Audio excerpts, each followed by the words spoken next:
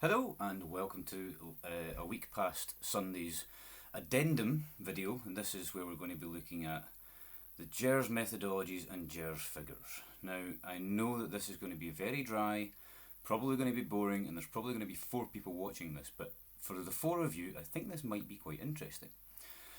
So, I've got a script here, I'll run through it, and if you have any questions, please feel free to hit me up on Twitter, or you can put some comments in. Now, we're going to take an in-depth look at the GERS figures and methodologies that are used to produce those figures that are used in all the articles that you've seen. Anytime you watch Daily Politics or see some blog from Kevin Haig, etc., these are the figures they use. They're used by Andrew Neil and are always preceded by or accompanied with those magic words. These are your own government's figures. These are the Scottish Government's figures. These figures come from the Scottish Government. They can't possibly be questioned. They're accurate. They're your figures. Except they're none of those things. Let me read you a couple of excerpts from the GERS explanation pages and from the methodology review document which was carried out recently. GERS says the majority of public sector revenue payable by Scottish residents and enterprises is collected at the UK level. Generally, it is not possible to identify separately the proportion of that revenue receivable from Scotland. GERS therefore uses a number of different methodologies to apportion revenue to Scotland. And the methodology report says, in contrast to public sector expenditure, there is no generic best approach for estimating public sector revenue. Instead, each revenue is estimated using a separate methodology. This paper discusses the methodology used to apportion a share of each revenue stream to Scotland and highlights any significant changes which have been introduced in this edition of GERS. With me so far. Now, even the first line of GERS says that this is a national statistics publication. It's not a financial report. It's a statistical analysis of a financial report in order to produce estimates of the revenue and expenditure generated and spent in Scotland. These estimates are produced using varying methodologies, and there is no consistency through the report. Yet the figures are quoted on Daily Politics and most recently in the Daily Record, with Davy Clegg using them to show how Scotland would be 7 billion worse off if we'd voted for independence. Of course, this is utter nonsense and nothing more than an exercise in the same fantasy economics that independence supporters are accused of. But because they use the GERS figures, they can say what they like and there is no counter-argument. Haig in particular enjoys using the graphs he produces from these stats to make anyone who disagrees with him out to be an idiot. But when challenged on the use of these figures, he and Andrew Neil, as well as others, simply cling to the notion that the figures are the Scottish Government's and can't be challenged. Well, let's take a look at a couple of specific examples. First of all, we'll look at income tax and national insurance contributions. Now, you would think that both of these, since they're almost inextricably linked, would be accurate figures produced using up-to-date HMRC data and apportioned using the same methods as each other, right? Wrong. National insurance contributions are indeed apportioned on the basis of HMRC data, but, and it's a pretty big but, the age of the data is not only years old, but varies according to the class of contributions. GERS methodology report says this: the UK figure for total NICs together, national insurance contributions, with separate figures for Class 1, employee and employer, Class 2 and 4, self-employed, and Class 3, voluntary contributions paid to fill gaps in contribution records. Contributions are taken from the ONS database underlying the public sector finances. Class 1 contributions account for over 97% of the total. Scotland's share of UK Class 1, 2 and 3 contributions have been provided by HMRC. The latest data are for 2011-12 for Class 1, 2010-11 for Class 2 and 2008-9 for Class 3. This reflects lags in producing data on self-reported receipts. Scotland's share of UK Class 4 contributions is calculated using its share of Class 2 contributions. Scotland's share of each class of contribution is then applied to the total UK national insurance figures provided in the ONS public sector database. Okay? So, for employee and employer contributions to estimate the amount of the amount paid by Scottish taxpayers in 2014, data from 2 years previously is used. For self-employed contributions, data can be as far back as 2009. And it's being used to apportion the figures paid by Scottish self-employed, and that's 6 years previously, and at the height of the economic collapse. And yet we're told that the figures used are accurate and can't be challenged. Seriously? Now contrast this with income tax. You would think that income tax would at least be apportioned using the same method, even if it is relatively inaccurate. But it's not. Here's how income tax is calculated for the GERS figures. Again quoting. HMRC's survey of personal incomes is used to estimate Scotland's share of total UK income tax, gross of tax credits. This survey is carried out annually, sampling from HMRC's PAYE self-assessment and claims databases, and covers the income tax assessable for tax in each tax year. It covers 1.8% of income taxpayers, with a sample of approximately 600,000 people in the UK. The latest SPI survey was published in January 2015 and provided data for 2012-13.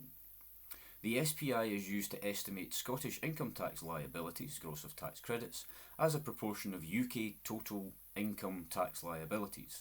This share is then applied to the total UK income tax figure provided in ONS database. The resulting figure is used as an estimate of gross income tax receipts raised in Scotland. The negative tax elements of the tax credits received in Scotland are then deducted to produce an estimate of net income tax for Scotland. Some elements of the tax credits have been reclassified from revenue to expenditure. Think about that for just a second. In fact, spend a whole minute on it. The amount of income tax generated in Scotland, or apportioned to Scotland as though that was what was raised here, is based on a survey of 600,000 people across the UK. The data for which is 2 years old, and while the statistical analysis and methodology may appear initially sound, it does not take account of the actual income tax paid in Scotland. It's sort of like a flatmate taking control of all your finances and giving you an Excel spreadsheet with your bills and earnings on it, but not bothering to provide any payslips or receipts. You wouldn't believe them, but we accept that that's what's in GERS is accurate. Now, for the last 5 years, the NIC contributions from Scotland have been set at a fairly steady 8.3%, but the income tax generated was only apportioned at 7.2%, or thereabouts. Now, 1% may not sound like much, but this is a big if, but if we look at this for illustrative purposes only, and what would happen if we apportioned income tax at the same rate as national insurance payments, we would see an extra roughly 1.5 billion a year added to Scotland's revenue.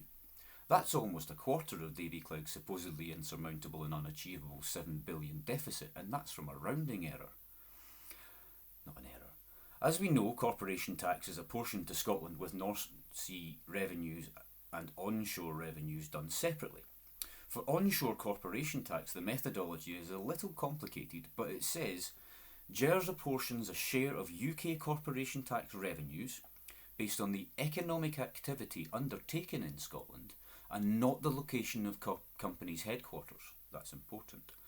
That's interesting in and of itself, and what that means is that it doesn't matter where a company is registered, Scotland gets a share of all UK corporation tax. Sounds great.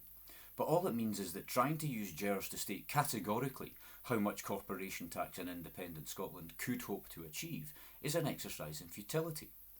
The document goes on. Public corporations and North Sea corporation tax revenues are excluded from the analysis and are apportioned to Scotland separately. Calculating Scottish corporation tax revenues is a three-stage process.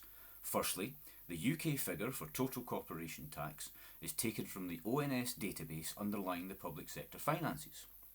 An adjustment is then made to remove corporation tax payments from the North Sea sector.